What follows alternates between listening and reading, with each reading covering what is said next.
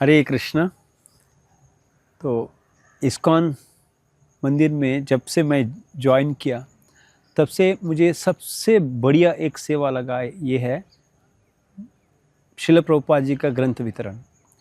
क्योंकि मैं इस्कॉन में एंट्री इसी कारण से किया कि मुझे पहले शिल प्रभुपाद जी का भगवद गीता मिला था और उस भगवद गीता पढ़ने के बाद मुझे ऐसा लगा कि मेरे जीवन में ये भगवद गीता इतना मदद किया और जीवन का लक्ष्य को समझाया, इसलिए मैंने जीवन भर शिल प्रभुपाद जी का ग्रंथ ही वितरण करने का एक इच्छा लेकर मंदिर ज्वाइन किया। और ख़ास करके शिल प्रभुपाद जी का इस्कॉन मंदिर में मैंने जब से ज्वाइन किया, मैंने देखा कि प्रभुपाद जी ने हमारे लिए इतना सब कुछ दिया है। जैसे शिल प्रभुपाद जी ने हमको भगवान का नाम दिया, भगवान का धाम दिया और भगवान का प्रसाद दिया और भगवान का इतना सब कुछ लिटरेचर, ऐसा गिनते जाएंगे तो अनलिमिटेड चीज़ प्रभुपाद जी ने हमको दिया है। बदले में हमने क्या प्रभुपाद जी को दिया है? क्या हम प्रभुपाद जी को कुछ दे सकते हैं? नहीं। तो एक ही चीज़ हमको प्रभुपाद जी के प्रति ऋण चुकाने के लिए ये मदद करता है, ये प्रभुपाद जी का ग्रंथ वितरण, जो शिल प्रभुपाद जी ने अपने वाणी में ही बताया कि if you want to please me distribute my books. मतलब प्रभुपाद जी ऐसा एक महान भक्त थे, भगवान के द्वारा आध्यात्मिक जगत से इसी कारण के लिए भेजा गया एक शुद्ध भक्त थे।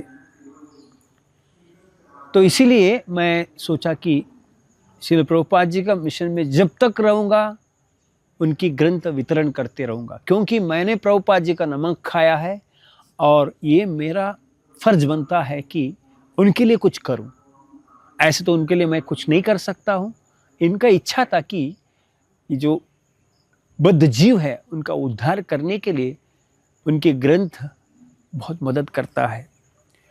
और ये भगवद गीता सारी दुनिया में इतना बहुत कुछ वितरण हुआ है, फिर भी हमें वितरण इसलिए करना चाहिए क्योंकि अभी भी कई सारे लोग हैं जिनके पास प्रभुपाद जी का ग्रंथ पहुंचा नहीं है।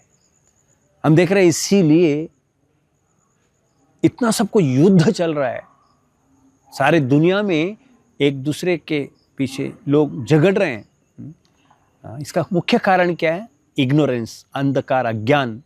अंधकार अज्ञान को दूर करने का एकमात्र मार्ग है शिल प्रभुपाद जी का ग्रंथ वितरण करने से।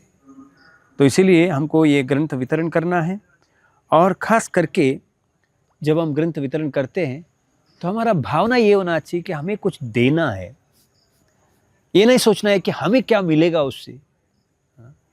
तो अगर ये भावना रख के चले जाएंगे ग्रंथ वितरण करने के लिए तो ज़रूर लोग लेंगे।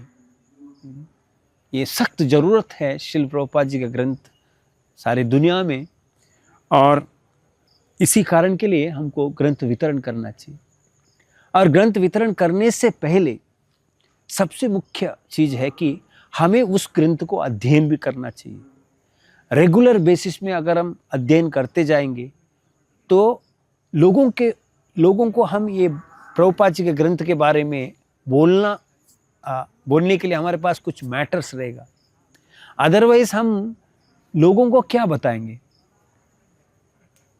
तो जब हम ग्रंथ रेगुलर बेसिस में अध्ययन करेंगे तो प्रभुपाद जी जैसे बोलते हैं प्योरिटी इज़ द फोर्स, वो शुद्धता हमारे में आएगी, हमारा वाणी शुद्ध होगा और लोगों को कृष्ण के बारे में ही हम बताएंगे। तो प्रभुपाद जी का ग्रंथ हमको रेगुलर बेसिस में एटलीस्ट 1 वर्स रोज का पढ़ना चाहिए। बिफोर गोइंग टू बेड, हम बेड में जाने से पहले अपने आप को ये सवाल पूछना चाहिए, क्या मैंने आज प्रभुपाद जी का ग्रंथ पढ़ा है? नहीं। अगर नहीं पढ़ा है तो प्रभुपाद जी का कम से कम एक श्लोक तो भगवद गीता पढ़ना है और उसको रेगुलर बेसिस में जितना ज़्यादा पढ़ेंगे उतना ज़्यादा हमारा जीवन सार्थक होगा और हम दूसरों के जीवन भी सार्थक करने के लिए सक्षम बन जाएंगे। तो इसलिए यदेदाचरति श्रेष्ठस श्रेष्ठ व्यक्ति जो कार्य करता है इतर लोग भी उसको फॉलो करता है। तो इसलिए अगर हम खुद ही नहीं पढ़ेंगे तो दूसरों को हम ग्रंथ वितरण कैसे कर पाएंगे। इसलिए रेगुलर बेसिस में अध्ययन भी करना चाहिए और उसको वितरण भी करना चाहिए। धन्यवाद। हरे कृष्ण।